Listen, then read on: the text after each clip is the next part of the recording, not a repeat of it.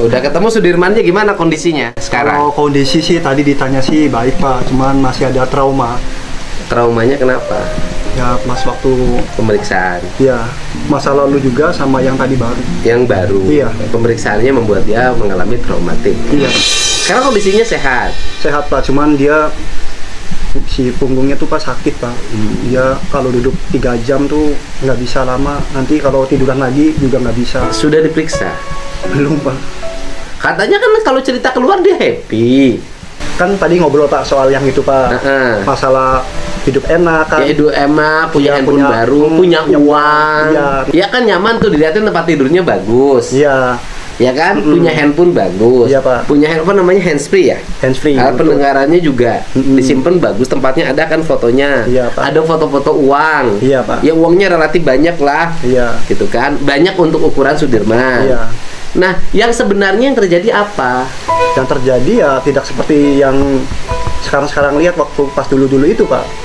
Nah, terus Ya pengakuannya ya dia selama ini dia tidur di lapas yang di Polda tapi di perempuan itu Pak, tahanan perempuan. oh, artinya dipisah dengan yang laki-laki. Betul, Ya Pak. mungkin karena pertimbangan ya, takut Iya, Pak. dia mengalami penyiksaan. Iya, mungkin. Ya kan menurut saya itu bener lah, mengamankan dia. Tidurnya di lapas Polda. Iya, nah untuk kayak punya handphone apa gitu kan Pak ya. Itu kan dipinjemin Pak. Sama Dia minjem. siapa?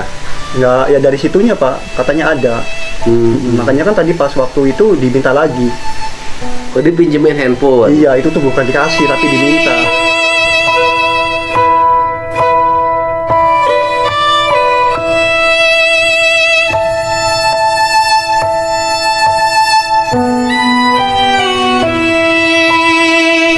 Dr. Ponso Sudirman paling unik soalnya. Iya Pak. Ya saya tuh Pak, makasih banyak Pak, soalnya susah menemui itu Pak, Sudirman tuh Pak. Tapi kan bisa nemuin. Iya, maksudnya tuh lama banget Pak. Saya itu Pak, maksudnya tuh saya Iya, perjuangan. Iya, makasih banyak sama Bapak. Gitu. Lah saya nggak ada peran apa-apa loh. Iya, maksudnya selalu inilah, gitu, Pak. selalu dukung, terus juga mendoakan Pak. Makasih banyak Pak. Ya, saya kan tugasnya hanya ini gini aja kan, menyajikan, menyampaikan, gitu kan. Gitu. Ya, kemudian menyajikan dan menyampaikan, kemudian menjadi perhatian, ya alhamdulillah. Iya Pak. Gitu. Waktu ketemu nangis ya Sudirman ya? Nangis Pak. Saya juga nangis. Ya pasti dong sama saudara. Waktu nangis dia cerita apa, curhat apa dalam hatinya? Dia tuh punggungnya Pak ngerasa sakit Pak. Sakit. Waktu punggungnya sakit ya? Saya nggak tega Pak.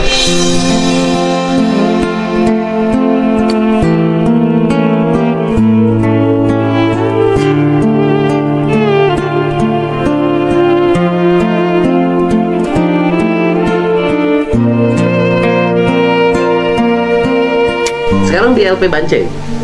Iya Pak. Berarti dengan siapa di situ? Sendiri Pak. Sendiri. Kalau yang yang sana udah pada pulang ya? Udah pada pulang Pak, ke Sambi Pak. Rencana Sudirman kemudian ke Cirebon kapan? Kalau itu sih sama Butin Pak ya, udah Lagi sama diurusin? Pradi, iya Pak. Kemudian nanti ya pindah ke Cirebon. Iya Pak, berharapnya sih Pak. Lebih mudah. Kalau yang lain sudah agak tenang kan? Iya Pak. Kita kan- Karena sudah di Cirebon. Iya Pak. Ya keluarga kita juga kalau mau ke Bandung Pak ya lumayan jauh Pak ya. Orang tua kadang naik mobil juga ngerasa sakit. Ya, jauh, jalannya 2 Iya, jam. Jauh. Ya mudah-mudahan udah segera bisa Iya, Pak. pulang ke Cirebon.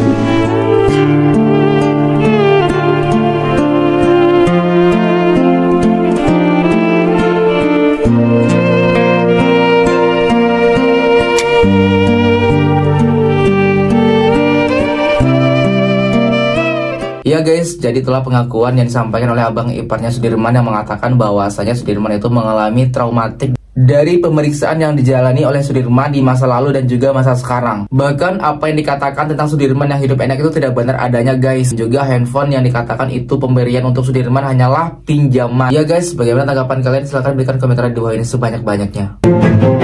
Melihat yang namanya kasus yang namanya mengenai Vina ini, ya kan?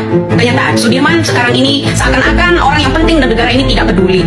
Tidak ada kunjungan apapun. Sudirman mengalami kekerasan. Sudirman mengalami kelumpuhan ringan, tulang ekor bengkok karena akibat kekerasan benda tumpul dan bekas di dor pakai peluru karet, dor pakai peluru karet, dor pakai peluru karet.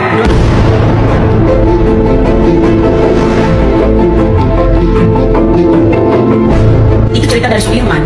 Duh, tega sekali. Makanya saya jadi ingat-ingat ada orang ketika di akhir jabatannya ini baru hidungnya itu seru. Kenapa? Baru mencium aroma kolonial Belanda ya. Ya karena mengingat kita ada 7 tersangka yang tidak bersalah. Salah satu katanya masih dipinjam kemarin. Apa yang saya sampaikan? Kok ada peminjaman buat dari itu 7 tersangka dipinjam, dikembalikan hanya 6, yang satu kemana?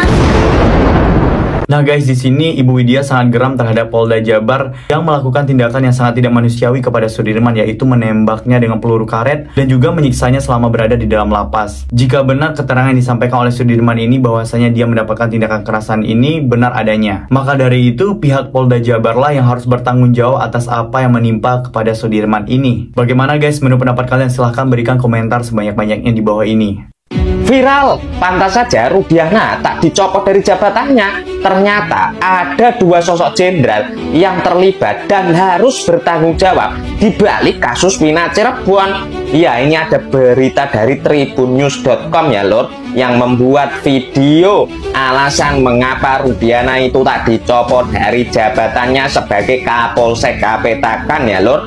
Ini menurut pakar pidana hukum Pak Hibnu Nugroho ya lor, mengatakan 2 sosok jenderal itu adalah mantan Kasat Reskrim dan mantan Kapolres Ciko pada saat itu. Pasti kalian sudah tahu semuanya kan? Iya, Brigjen Indra Jafar dan Brigjen Adi Pipit Bahtiar yang pada saat itu menjabat sebagai Kasat Reskrim dan Kapolres 2016. Menurut Pak Hibnu itu sendiri ya, tidak mungkin seorang Rudiana itu membuat skenario sendirian tanpa seorang atasan. Jika menurut kalian gimana lur? Setujukah perkataan Pak Hibnu ini? Jika setuju, ini loh ya Pak Kapolri, tolong segera panggil Brigjen-Brigjen ini ya, agar kasus Vina Cirebon ini segera tamat. Jika kalian gimana lor? Setujukah jika 2 Brigjen ini dipanggil agar kasus Vina Cirebon ini segera selesai? Tolong tulis di kolom komentar. Ya guys, jadi inilah alasan kenapa Ibtu Rudiana tidak kunjung dicopot dari jabatannya sebagai Kapolsek. Disinyalir bahwasanya pada kasus Vina Cirebon tahun 2016 ini ada terlibat 2 jenderal di dalamnya, yaitu Brigjen Indra Jafar dan juga Brigjen Adi Pipit, yang pada saat itu juga menjabat di Cirebon. Nah guys, di sini menurut pakar hukum ini Kapolri harus juga mengusut 2 nama ini. Apakah benar beliau-beliau ini juga terlibat dalam kasus Vina Cirebon ini? Ya guys, jadi itulah beberapa informasi terkait kasus Vina Cirebon ini dan juga keterlibatan 2 jenderal dalam kasus Vina Cirebon ini. Bagaimana guys menurut pendapat kalian? Silahkan berikan komentar sebanyak-banyaknya di bawah ini. Kami dari YouTube Biasa TV mengucapkan terima kasih dan sampai jumpa.